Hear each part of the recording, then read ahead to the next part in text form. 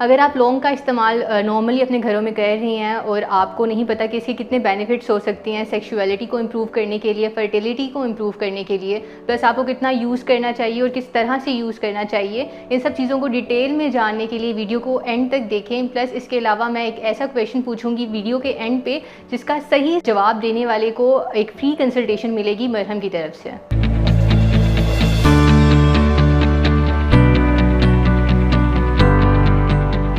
अस्सलाम वालेकुम, मैं हूँ न्यूट्रिशनल कंसल्टेंट अरूसा तौसीफ। अब बेसिकली हम अपने घरों में ज़्यादातर यूज़ करते हैं क्लोव को, जिसको हम लौंग भी बोलते हैं। ये एक ऐसी स्पाइस है जो काफ़ी टाइम से हमारे घरों में यूज़ हो रही है। हमारे डिफरेंट डिशेस में मुख्तलिफ़ तरह के खानों में इस्तेमाल करते हैं हम इसका। और प्लस हमें पता नहीं होता कभी कभी हम जो चीज़ यूज़ कर रहे हैं हम उसको किस तरह से अलग तरीके से भी यूज़ कर सकते हैं मज़ीद फ़ायदों के लिए, ताकि हम मज़ीद उससे बेनिफिट्स जो हैं वो ले सकें।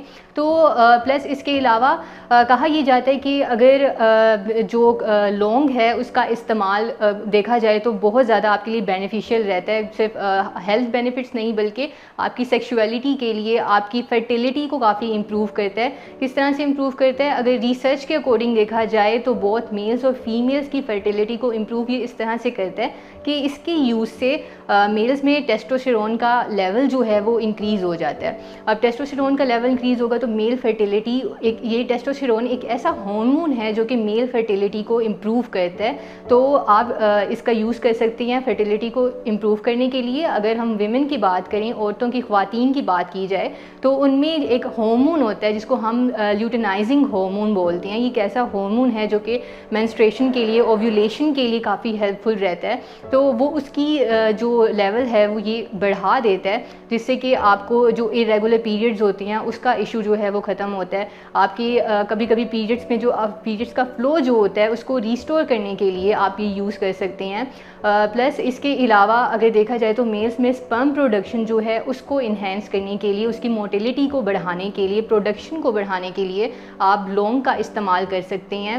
और साथ ही क्योंकि आपकी फर्टिलिटी जो है वो एक ऐसी चीज़ है कि जिसका लिंक आपकी ओवरऑल हेल्थ के साथ है। अगर आप ओबीज़ हैं या फिर आपको ओबेसिटी का इशू है, आपको मोटापे का इशू है, तो आपकी फर्टिलिटी काफ़ी हद तक अफेक्टेड होती है उससे। तो उस चीज़ में भी आप लौंग का इस्तेमाल कर सकते हैं अपने मेटाबॉलिज्म को बढ़ाने के लिए। और जितना आपका मेटाबॉलिज्म हाई होगा आपको ओबेसिटी का ख़तरा जो है उतना ही आप उससे दूर रहेंगे, उतना जो उसके चांसेस होते हैं आपके अंदर उतने ही कम होंगे।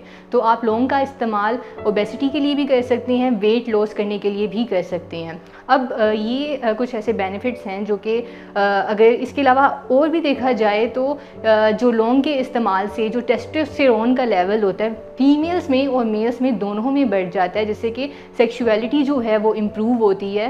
अब इसके अलावा दूसरे बेनिफिट्स देखे जाएं तो ये एंटीऑक्सीडेंट होता है। इसमें एंटीऑक्सीडेंट्स ऐसे होते हैं जो कि लिवर हेल्थ के लिए काफ़ी बेहतर होते हैं, आपकी लिवर की नॉर्मल फंक्शनिंग के लिए काफ़ी बेहतर होते हैं। जैसे कि सिरोसिस में या फिर कोई भी फैटी लिवर डिजीज़ होती है आपको, आप वो उसमें भी लौंग का इस्तेमाल कर सकते हैं। प्लस इसके अलावा अगर आप मज़ीद भी कोई इन्फॉर्मेटिव वीडियो देखना चाह रही हैं तो आपको मरहम के प्लेटफॉर्म पे काफ़ी इन्फॉर्मेटिव वीडियोस देखने को मिल सकती हैं, काफ़ी कंटेंट मिल सकता है। अब वीडियो को आगे बात करें तो इसके अलावा अगर बेनिफिट्स की बात की जाए लौंग की, तो ये एंटी डायबिटिक भी इसके अंदर इफ़ेक्ट्स होते हैं। मतलब कि अगर आपका ब्लड शुगर लेवल हाई रहता है तो आप उस टाइम पे भी लौंग का इस्तेमाल कर सकते हैं। इसके अलावा इसमें एंटी कैंसरस प्रॉपर्टीज़ और एंटी कोलेस्ट्रॉल प्रॉपर्टीज़ भी होती हैं। मतलब कोलेस्ट्रॉल को ये बैलेंस आउट रखता है और जितना आपका कोलेस्ट्रॉल मेंटेन रहेगा आप उतना ही अल्टीमेटली जो हार्ट डिजीज़ हैं उसका रिस्क आप में उतना ही कम होगा।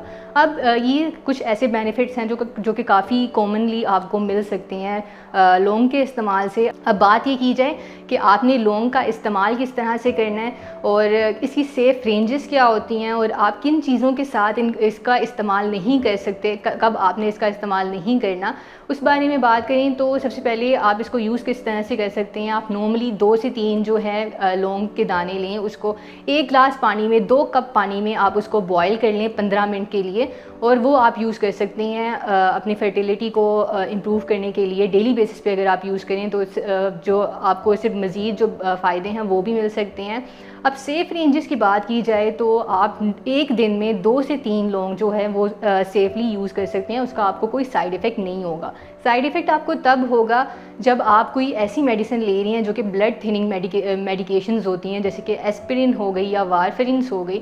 इनके साथ अगर आप लौंग ले रही हैं तो तब आपको साइड इफ़ेक्ट्स फेस करने पड़ सकते हैं। तो कोशिश करें कि जो भी मेडिकेशन आप ले रही हैं, मेडिसिन आप ले रही हैं, आप उसमें और लौंग के इस्तेमाल में थोड़ा सा गैप रखें, तकरीबन 3 से 4 घंटे का गैप रखें।